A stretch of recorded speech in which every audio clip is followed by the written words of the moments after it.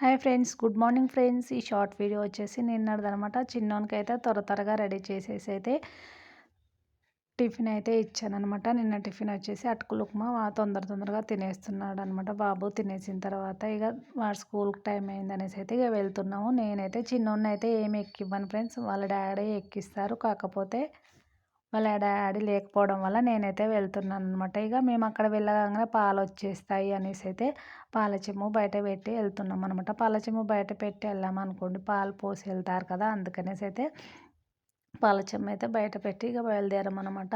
ఇక school van వచ్చే దగ్గరికి వెళ్ళి కూర్చుంటాము. ఇక కూర్చోవాలి కదా, తప్పదు. మనం వెళ్ళగానే రాదు కదా వ్యాన్ అనేది, ఒక 5-10 నిమిషాలు అట్లా డిఫరెన్స్ తోటి ఉంటుంది. అది రాగానే తొందరగా వెళ్ళలేము, కానీ వెళ్ళి అయితే కూర్చోవాలి. ఇక వ్యాన్ అయితే వచ్చింది ఫ్రెండ్స్. ఇక చిన్నోని అయితే ఎక్కించి ఇంటికి వచ్చాను. ఈ వీడియో కనుక మీకు నచ్చితే లైక్ చేయండి, సబ్స్క్రైబ్ చేయండి. బాయ్.